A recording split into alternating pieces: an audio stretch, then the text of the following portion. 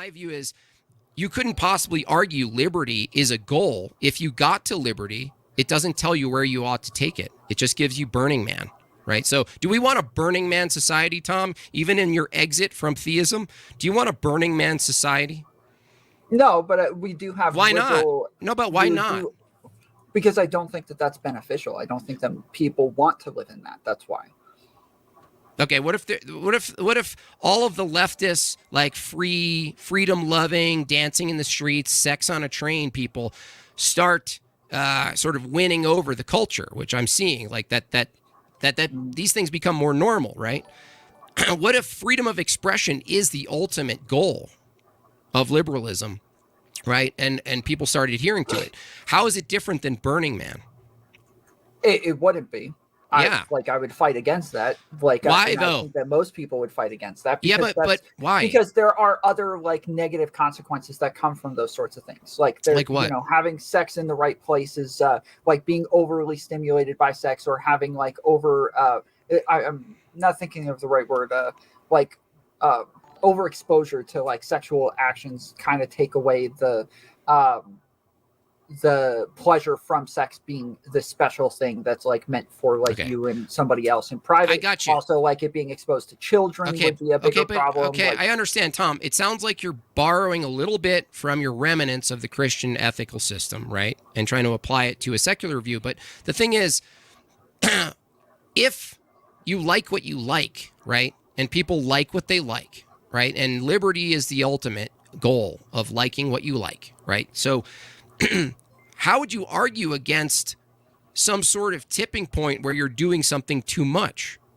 How would you yourself from your system go, you know what? I know you like that feeling, but you have to wean it back a little bit. How would you argue that from your ethical approach? The same way we do currently. We say that we have freedom of speech, but we still put some limitations on what that means. You can't like say, I want to kill this person, or you can't like, you know, the example of like yelling fire in a crowded theater. Like we still try to put limitations on. Yeah, but that harms, that's a harm principle argument. And so I'm saying from your harm principle argument, because you're using an example that actually assumes harm might be possible. And that's why you're arguing. I'm saying if there was no harm from your view, you would have to say weekend orgies for married couples is fine so long as there's no harm or violation of rights, correct? Mm-hmm. Yeah. Right? Yeah, that's what I'm talking about, is that that view, right? From your view, you can have loads of degeneracy that's completely legal and consistent with a liberty-based, rights-based system. And I'm saying to you that from that view, you're eventually going to get public indecency, which we already have, and you, Tom, can't argue against it. Why? Because it doesn't directly harm people. Well, it doesn't have to have a direct harm, but because like I can make arguments on indirect harm. But yes, if you're saying, hey, if you take away all of the bad things from this thing, is it no longer bad? Yeah, no, it's no longer bad. Like if it doesn't have any problems with it, it's just ceased to become a problem. Got you. So here we go. So, you know, sorry to be morbid, but it's a really good example, right? So if, just like the vegans, right?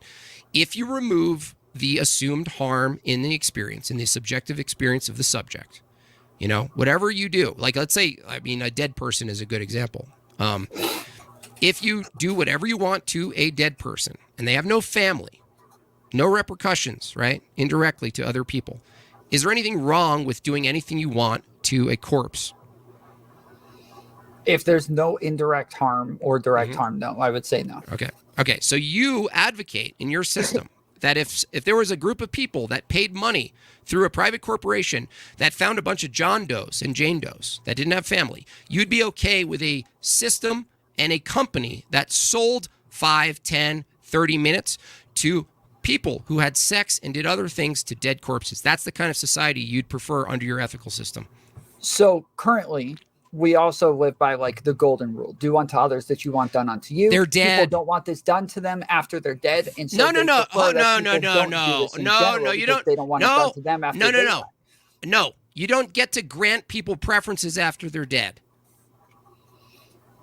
Wait, so you're advocating for this, not me. I'm No, making an argument no, for why I wouldn't advocate no. for it, but Yeah, you're your making a reason. rule for No, yourself because this is no, a rule that I would no, advise. Tom. Yes. Tom, you're presenting reasoning, posthumous reasoning. That means you're transposing wants and desires and the subjective experience of harm after someone's dead. Mm-hmm. Okay. Correct. So, how does someone have a subjective experience of harm if they're dead, sir? Well, they don't have a subjective experience of harm if they're in a coma either, but I would still live by this rule then as well. So, what's the harm in someone who's, whether they're in a coma or they're gone, what's the harm? You already conceded there's no harm from your harm principle. There's no harm for someone, starting a company and renting out time and space in a room, right, for people to have their way with dead people. Yeah, That's what you have to nobody bite the cared bullet. about this. I'm saying that if nobody cared and nobody had a problem with it, and then yes, I would not have a problem with it either. Yeah. Okay. So if there's a culture that starts to percolate up where people start taking your view, and there is a society that has a bunch of companies that find, homeless people who don't have families, and they put them in a system where you can rent out a room and diddle them after they're dead, you're saying there's nothing wrong about that from your moral view. Yeah, because I believe that, like, even when I was a Christian, I believe that God had morals for reasoning. I believe that he understands human nature and that God wanted us to act in accordance with our human nature. And so even in this case, you're bringing up an example that I think most people just wouldn't want to happen to them. And that's why we would live by the golden rule in this case, is that, like, because people don't want this to happen to them, we just live by the rule that we don't do this sort of thing. But if you're saying, hey, we're going to change human nature to where people would be okay with this sort of thing happening after they're dead, then yeah, I would be okay with it. But you're taking, like, something that I believe even God would say, yes, like, humans don't want this sort of thing happening, so Tom, I would be against this, and I would say this is immoral because this is part of human nature. Tom, what reasoning would you have that you didn't want someone doing this to you if you were dead, if you didn't have any family or there was no impact? What reason could you possibly provide to say, I wouldn't want this to happen to me? Why? I don't know that I can explain my wants all through harm and things like that. Like, sometimes I just want something and I can't explain exactly why. And I think in this case, lots of people wouldn't want people having sex with their bodies after they're dead, even though they can't give like a logical reasoning for it. How about this? Let's say there's a person like you who comes to the conclusion that they don't mind this activity, posthumous activity. And in fact, the posthumous activity is simply an extension of basically OnlyFans in real life. It's prostitution, but with dead people. I mean, I've already bit the bullet that yes, if nobody cared about this, I wouldn't care about it either. Okay, great. So you're okay with a free market system that when family members die, as long as the family itself is okay and some extended family, that they can rent out their dead grandma to get fucked in a room for money. Again, I don't think this is going to happen because I think this goes against human nature. But yes, I'm okay with it. Like in principle, yes. This is what I've said. Tom, what did you do? Tom, hang on. What do you mean human nature? You mean that the ontology of humans is that they don't do this type of thing? The nature of them, the being of them? Yes, that there's something in us that makes us want certain types of things or not want certain types of things, that we all kind of have an agreement on what we would call harm, even though we can't always explain why something is harmful, because we have human subjectivity that makes us want and need things through human nature, yes. That sounds like mob rule, Tom. In what? Well, so this sounds like if you're trying to make a definition of what harm is, and you just say it's based basically around what the society considers to be harmful. Doesn't that seem to you to be just kind of mob rule-based morality? In some way, like, obviously, I can disagree with people on what is or isn't moral. Like, my standards are going to be different from others. Lonely corpses. Just because they've come to a conclusion doesn't mean I agree with their conclusion. But I got to ask you this on the harm principle. Let's assume for a second that grandma's buried in the backyard, and nobody will ever know that you did this thing, ever. And grandma, of course, has no soul because you're a secularist. and you go in the backyard and you dig up grandma and you have your way with grandma. What is the actual problem with that, Tom? Well, one, it could cause psychological problems for the person. Let's say it didn't. But let's say it didn't. They're already psychologically damaged enough that they're going to dig up grandma's corpse, Tom. I don't think you're going to do much more, right? Yeah, generally, just because something doesn't actually have a direct harm doesn't mean that there's not a rule against it in the first place. So I can say, hey, if I shoot a gun at your head, just because I miss doesn't mean that it wasn't immoral in the first place. Yeah, you're talking about rule utilitarianism. I get it. Right. Yeah, that's rule utilitarianism. But backing up at all, against it one way or the other. I mean, you realize that rule utilitarianism, though, is basically reduced to just utilitarianism, because let's assume for a second the society has no rule against it. Okay, now we are assuming the society has no rule against it because it can't definitively say how it's harmful. A person goes in the back, nobody ever knows it. They bang grandma's corpse. What's the actual problem here from the harm principle? Well, I'm saying that I would have a rule against it. So you're asking me about my why would you? Subjective moral system. And but why would you? He can't, because I do think that people wouldn't want this to happen to them after they're dead. Like, even though that there isn't a direct harm to the person so what if after grandma left a note and said, "You can hunt my dead body after I'm dead"? Signature grandma. Then have at it. Love grandma. Then have at it. Then again, it's okay. I would still have a rule against it, but I don't think I've already bitten the bullet numerous times already. That yes, if nobody cared about this and nobody said that this was a problem after they died and they didn't care if people had sex with them, then yeah, I wouldn't care either. Then why do you? But here's my question, Tom. Because we do care.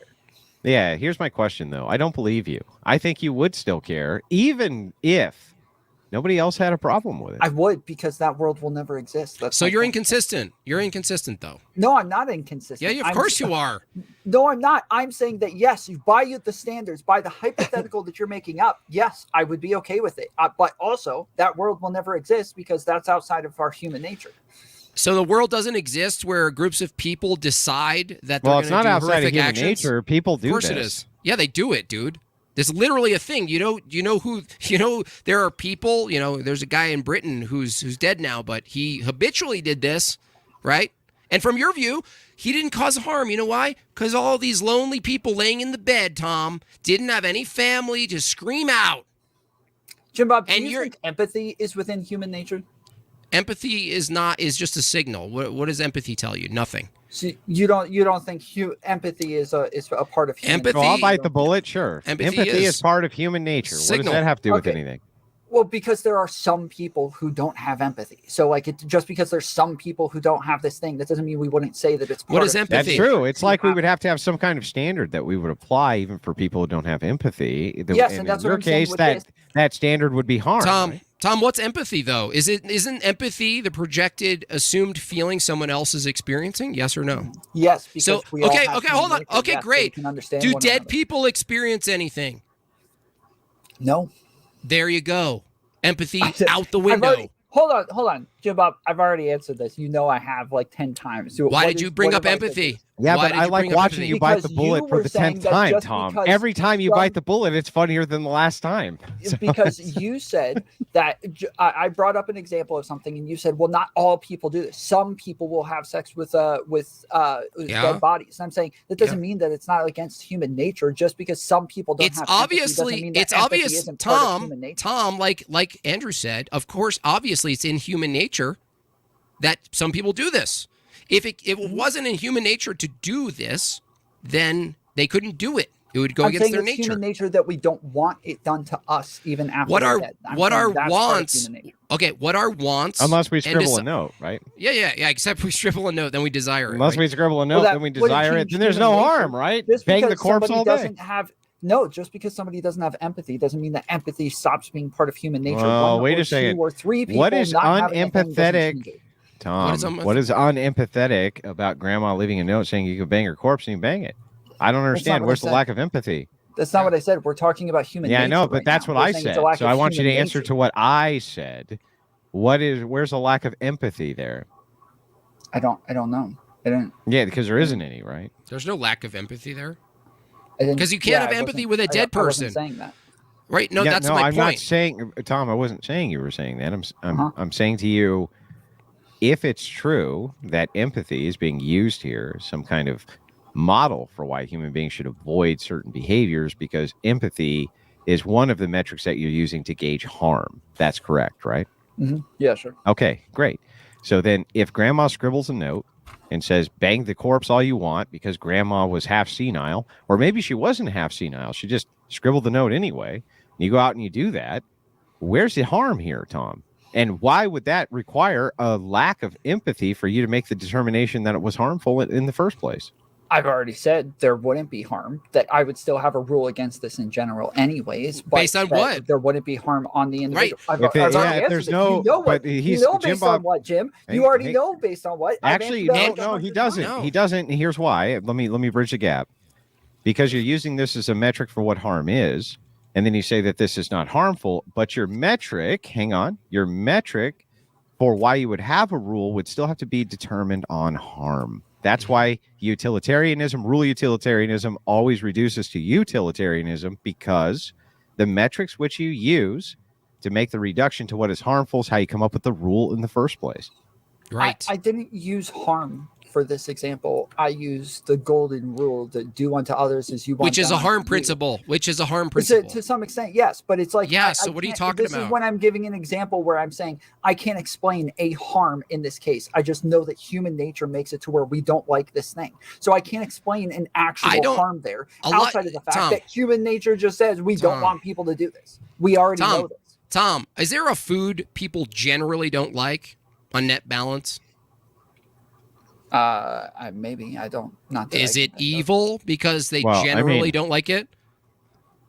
Okra, right? Okra, yeah, slimy as fuck, right? Disgusting. Like half the population probably doesn't like okra. You're doing with another person, like in order, like you have to be engaging with another person for things to be moral. Oh, it's relational.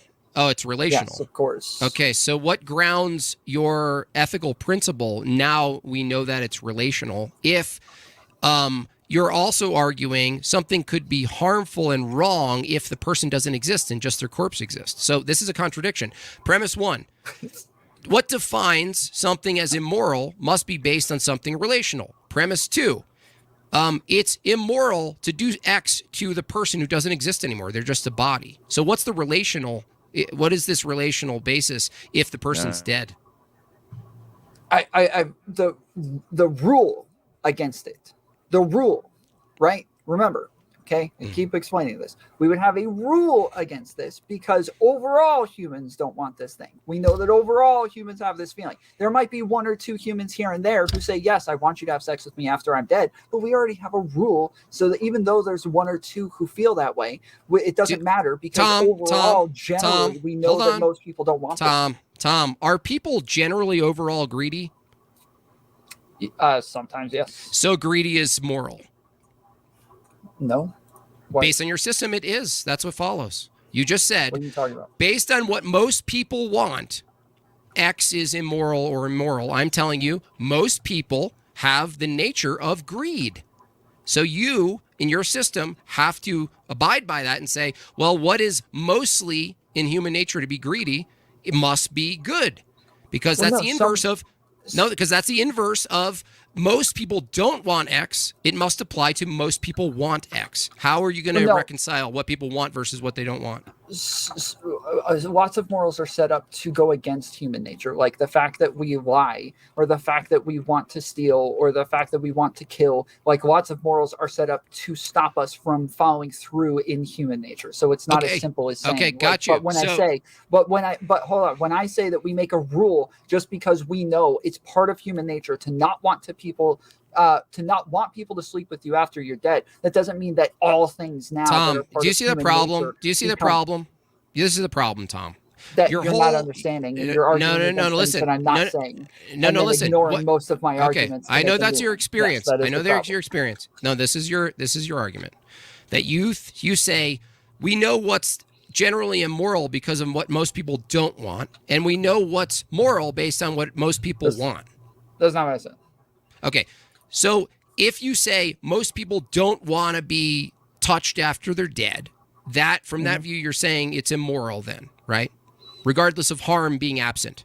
I'm saying that, yes, that is the reason that we would make the rule is because we know most people don't want this thing, yes. Okay, and then you're saying we make rules against our nature as well. So if our nature is to want to, use force to have sex with somebody, you're saying, well, even though that's human nature, we got to say, no, we should fight against that human nature. So Correct. Both cases, you're appealing to human nature and you're not giving us what's distinct categorically between the things we want and desire in our human nature towards something and the things we don't desire. All you're saying is human nature drives us to things that are bad and drives us to things that we like and prefer. That doesn't tell us, right? That's the thing you're actually using as the system of determining which one's good or bad. Oh, it wasn't. But if you want to ask me the question of how you distinguish between those two, that wasn't what the conversation was about. But if you want to make the conversation about that, I can easily answer that. Yes, like most morals are going to exist so that we can have a society and so that we can get along with one another. That's why morals are relational, is that you have to engage with another person. And so these are rules that we set together so that we can live amongst one another and engage with one another in the healthiest manner. So that, yes, so that a society can exist. Outside of society existing, like, why is it, the morals don't okay, really great. matter. So why is it pragmatic or moral that a society exists? It doesn't have to exist.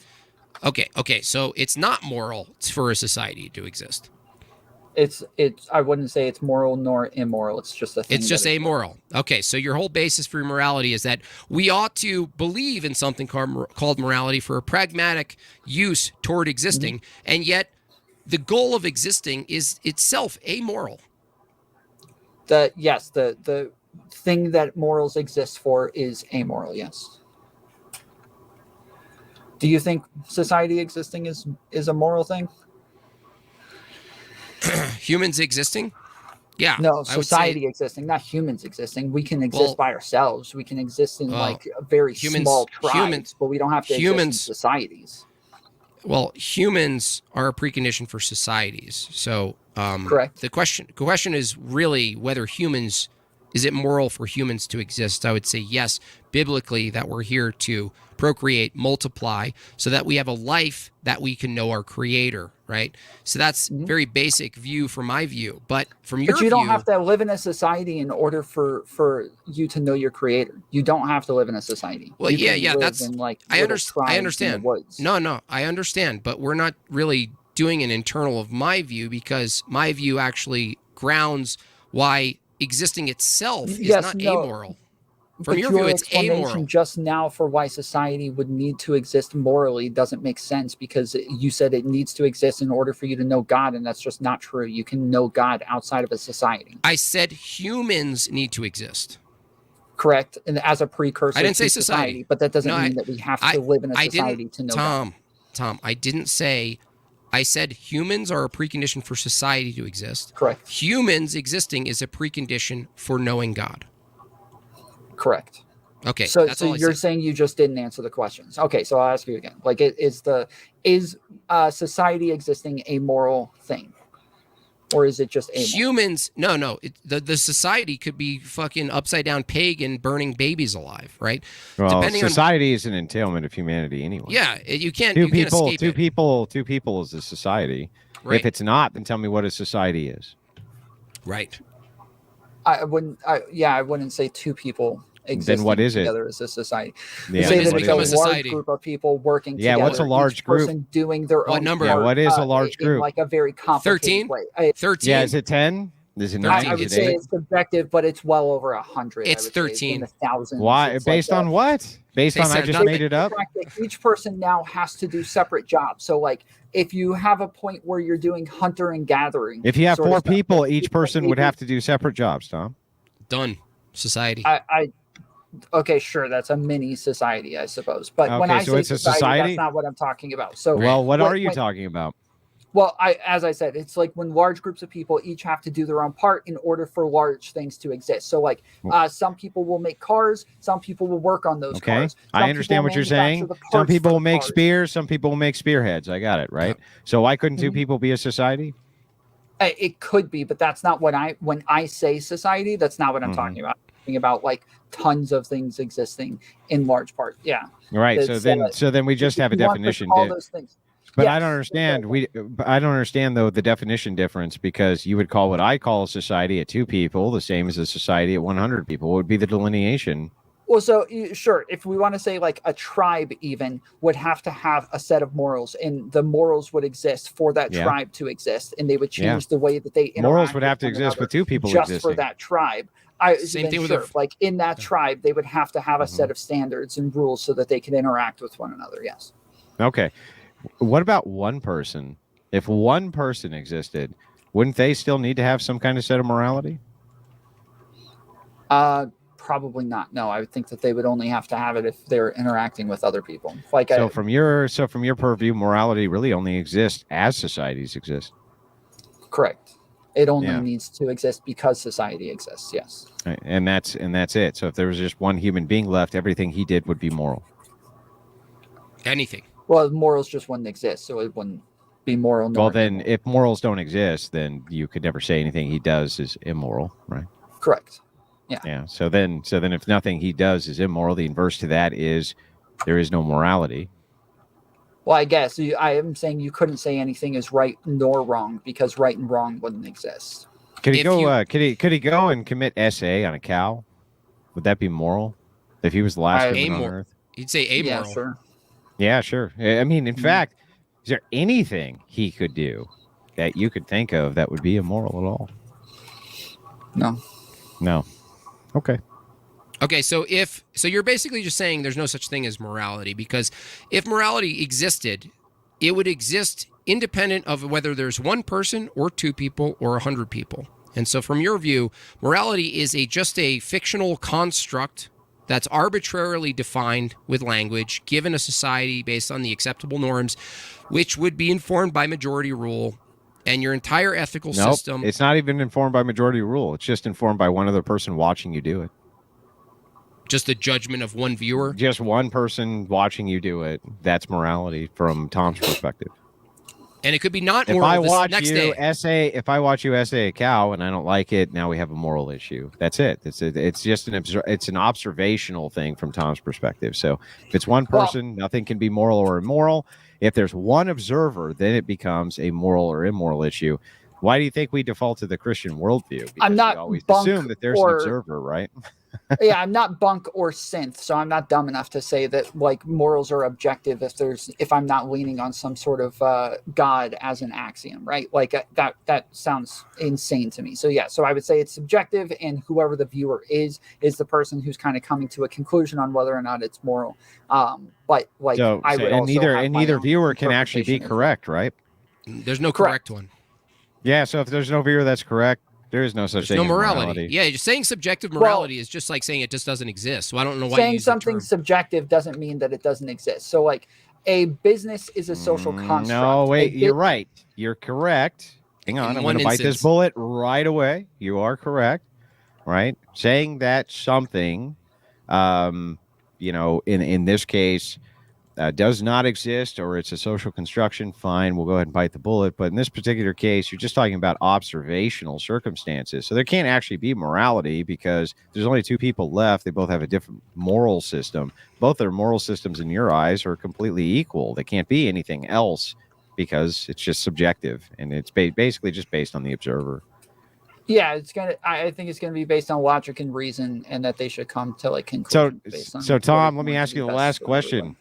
Let's assume for a second that there is one conscious person. He's a man, right? And there is one baby who is born, and this baby, unfortunately, has severe brain damage.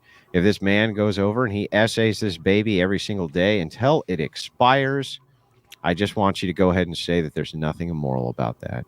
There's nothing immoral about that. Okay. And when would it be? Okay, Tom, when would it be immoral? What would you have to insert, no pun intended, where it become immoral? Well, in our society, like people end up getting damaged through like trauma, and they end up with long. How do you know the person doing that to the baby isn't damaging themselves? Damaging themselves? Oh, I don't know. Do you know that they're damaging? It wouldn't matter. It wouldn't matter if they were. All that matters is no observer. Right? Right? Yeah, So it wouldn't matter if they were your harm damaging principle. themselves. Your harm principle doesn't exist when you're the only one who's conscious and thinking, because from your view, Well, even you're if you saying the damage harm yourself. principle doesn't exist if the no harm exists. Yes, of course. Well, no, if you can't, the question for us is, can you harm yourself? Yeah, you can harm yourself. Is it immoral You to can harm smoke yourself? cigarettes. Is it harmful? Is it immoral to harm yourself from your view if you're the only person? If the harm principle holds? Generally, no. Probably not. Why Like, not? I, Well, then I the think it's fine for Andrew to smoke cigarettes. He can make the decision for why? himself. Okay, He's but not engaging with anybody else when he does that. Tom, but why would the harm principle, right? Why would it only apply to multiplicity of people and not to yourself if the description of harm is the same, whether it's to yourself or others? Well, because if I'm defining morality based on like principles so that we can engage with other humans, then by definition, it's not a moral action until you're engaging with somebody else. So when now, let me ask you something else. Let's have the assumption that the last person on Earth believes that there is an observer. He just believes that there's an observer. Let's say there's not an observer, but he just believes that there is one, right? And so based on the fact that he believes that this observer exists, he acts in a fashion where he wouldn't, like, I don't know, essay a baby. Would you say that this person is still living a better life than a person who would, let's say, essay the baby? Possibly. But I don't know what that means. Yes or no, or I don't know, because you guys said it's possible that he's harming himself. But I'm not saying anything about self-harm. Just forget whatever Jimbob asked. You just asked. I'm just asking if you believe that there was an imaginary observer. Mm-hmm. The observer didn't actually exist, but you thought an observer existed. Would it be preferable that, from your perspective, that a person believed that an observer did exist? You're saying, so it's like a person on an island by themselves. Sure. And we're asking last person on Earth that they think. Last person on Earth, Tom doesn't even exist. No, but from I would say that Tom's preference right this second for what is moral and immoral, if the thought that an invisible observer existed and this guy would act in a much better way, at least from your preference right this second, if one did, would that be preferable to you that he did? No, I don't know. I don't know what would the benefit of that be. You're saying, hey, like, this guy should believe in something that's not real. Why would I want him to do that? Well, I don't know. It seems like if it were true that he thought an invisible observer existed, and so therefore he would not go and essay an unconscious baby, I would think that from your preference right this second, that would be better, right? Well, from my preference right this second, yes. This is what the entailment is, from your preference right this second. So if he believes, but that's because I live in a society where that is wrong. Yes, I understand, and that's why I'm only asking you about you now. Would it be better for you now? That essaying babies is bad. Yes. Right. So if there was an invisible observer, which a person believed in, he was the last man on Earth, it would be preferable that he believed in that invisible observer in order to follow your preferences right now. Correct? In order to follow my preferences right now, yes, that would be better. So the most moral way that he could act would be if he believed in an invisible observer, right? You mean God? Yes. Yeah. Just so saying. your own system advocates for a belief in God, and you're acting against it. But you just literally conceded that even assuming an observer like God is more preferable even from your system, and yet here you are rejecting it and defending fucking grandmas. No, when you said more preferable from my system right now. So he's saying, hey, currently you have a moral set right now that you think people should act by. And would you want this other random person who has no reason to engage in this moral system whatsoever? That's correct. Would you want them to engage in this moral system? And I said, yes. No. And then he says, well, but from your standards that you're holding in this society. Yep. What would you want him to do? Okay, sure, right. I would want him to do that, but he's not in this society. So then that would mean that. So what's the entailment of that? The entailment of that The entailment of that is that Tom's preferences are that you believe in God, even if you're the last man on earth, to act in the most moral way that Tom would want. That's the entailment.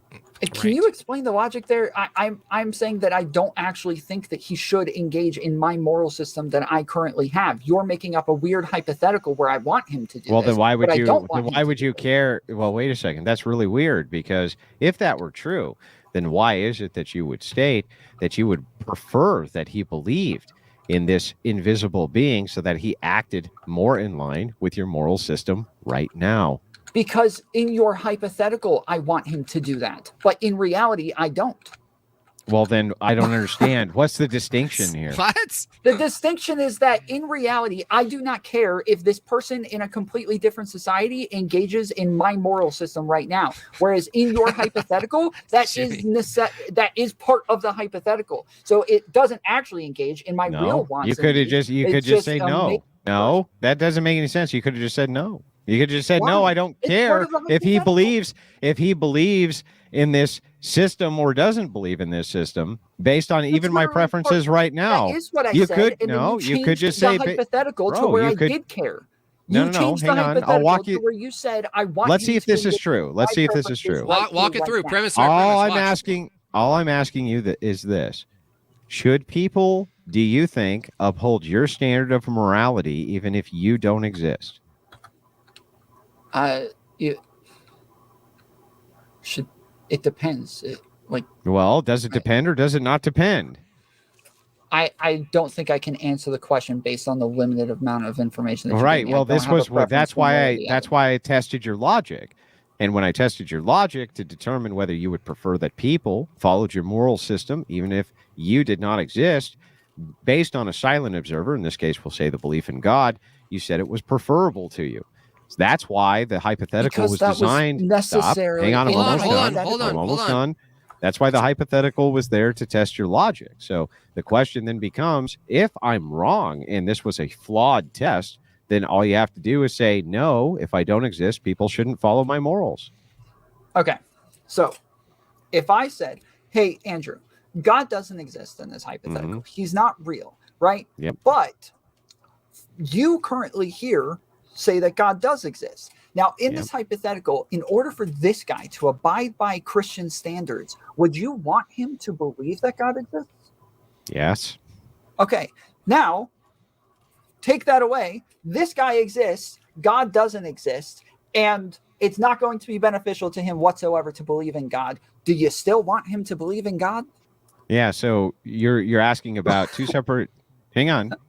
You're asking about two hang on, stop. I'm not asking about two separate hypotheticals. You're actually asking about two separate entailments. So to the first, when I say yes, the second you introduce God does not exist as a surety, I have introduced no such contamination to your hypothetical. I have actually said the opposite. No, I said the opposite. Let's assume in both God don't exist. Assume in both, but if a silent observer, if you just had a belief in a silent observer, in this particular case, they'd follow your moral system, would you ask that they do so? And your answer is yes. But then when I ask if Tom doesn't exist, should people follow your moral system? You don't know. That does seem like it's inconsistent, whereas mine is consistent. It's actually worse. Hold on. Let me just say this. It's actually worse than that. Hold on, Tom. It's worse than that. If Andrew asked you, should people follow your moral principles if you're not here? You said, no, I don't know how to possibly answer that. This is inconsistent with most people wouldn't want you to do X to them after they're dead. These are inconsistent. You can't actually take one premise and say, well, I don't actually know how to even answer whether someone should follow. Hold on. Premise one, I don't even know if someone should follow my moral principles after I'm dead. Never existing versus existing and then dying. These are if you just don't exist. If you just don't exist. Yes, what's the difference? Different than existing and then dying. Those are totally different. Okay, you don't exist. If you never existed and you don't exist, what's the delineation? The one has a body that you can actually engage with. The other one doesn't. You mean have sex with for money? Well, he's saying the void distinction is the same. Matter. But Tom, you believe when you die, it's just like before you were born. The void's a void. In his hypothetical, he necessitates that I have to want that person them to believe in the person. No necessitation. Yes, it was. Yes, it was. There was no entailment. By my standard that I currently have here, yes, would I want them to do this? If you ask me in general, would I want them to abide by my morals? No, I don't. But then you say I have to want them to abide by my morals in this other I didn't say system. Okay, then I misunderstood the hypotheticals. Say it again, Andrew. Premise for clarification. Premise by premise. Watch. Andrew. Yes, premise by premise. Do it again. Just one more time. Yeah. So we'll just test this again. You can stop me at any point if you need me to clarify. Okay. All I'm asking is this: assume for a second that, because you believe that morality is based on the observation, the observer, the second observer. This is what creates morality or does not create morality. We have established this by the morality when you're engaging with another person. That's when it becomes so that would be the observer, right? Well, that would be the observer, right? We'll just say the observer for the state of this. Assume that you had an imaginary friend who you thought was an observer, even if they didn't exist. But the entailment of that imaginary friend existing is that they would follow Tom's moral system if this person believed it. Tom no longer exists. Would that still be preferable to you that they believed that? And I said that I don't actually want them to follow Tom's moral system because that's not what you said. Actually, society. It is. That's what you said. Now, no, that is what I said. We can go back and watch that. No, you didn't. You said you don't know. Hold on. And then he said, well, no, by your moral system that you have here right now. Yeah, that's what I just said again. I literally just said it again. Okay, so so that necessitates that I have to want the observer. It does. But if you're saying, do you in general it does not entail that you have to abide by your morality? Why is that an entailment? Whether there's an observer or not an observer, I don't understand why that would be engage in my morals. Tom, how's it an entailment? I don't understand how that's an entailment. Because by the morals that I currently have here in a completely different world, in a completely different society, yes, that would be the case. But in this other world, they're not in my society. They don't have my morals. They don't have any of these things, and there's no reason for them to have them. Well, then there's no entailment. Say, by my system here, yes, now I have to want them to do this. Yes, by my system. You don't. Here, why? But that's the. benefit them. Hang on. That's the flaw, is when you claim, by my system here, they have to want to do X. They don't. Yeah, there's no entailment there. It's not an entailment. Okay, it's a preference. It's a preference. Okay, yes, that you're asking me about a preference, and I'm saying that I am. That's right. In the hypothetical, by my system, yes, my system would entail that they have to abide by this. But if you ask me again, in general, should they abide by my moral system? No, they shouldn't. Whether there's an observer or not an observer, it doesn't matter. Then I don't understand why the entailment wouldn't just be no. Okay, I don't know that I can explain it any better than I already have the last 10 times. Neither do I. You just say no. You just say no. There's no entailment. I said no the first time, and then you changed the hypothetical. You could go back and watch it. You changed it to where I have to do it by my moral system that I currently have here, but there's no reason to do that. Yeah, no, I'm not even disagreeing. There's no reason. Tom, I'm not even disagreeing that I said the hypothetical based on your moral system here. Should they? Right? You could still have said no. There was no entailment that said you must say that they should, and that's where the conflict came in. My moral system but your moral system doesn't. It's just arbitrary.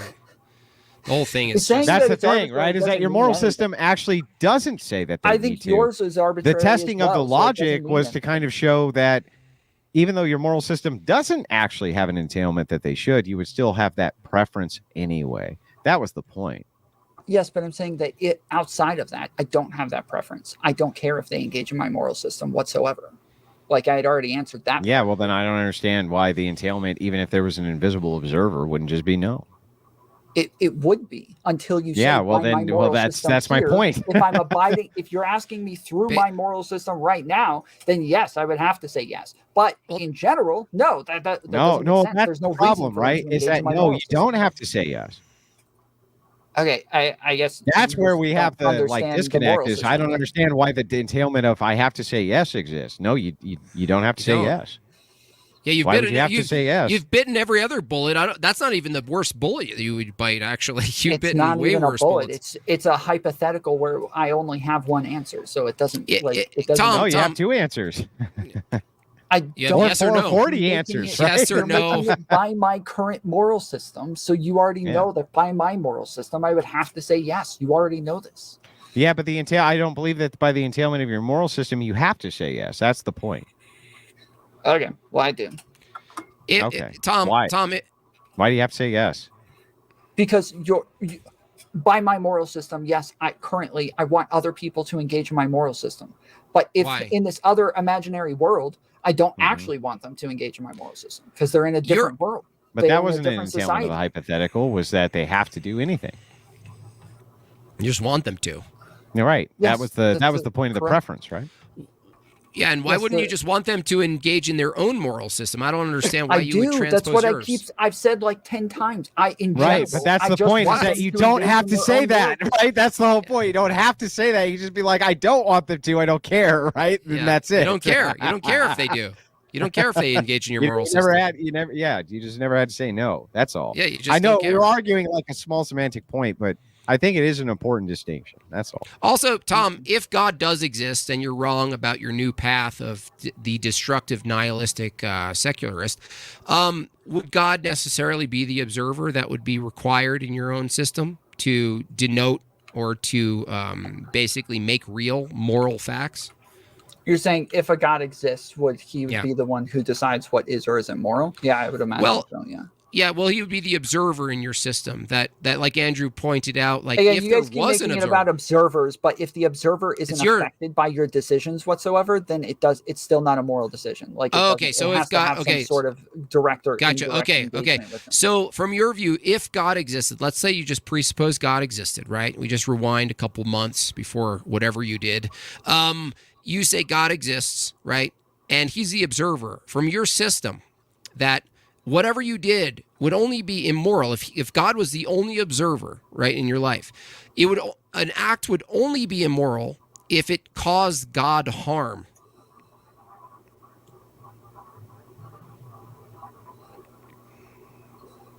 Wait, that was I'm lost. What is the question? No, the question is, you're based in the harm principle. We're rewinding when you believed in God.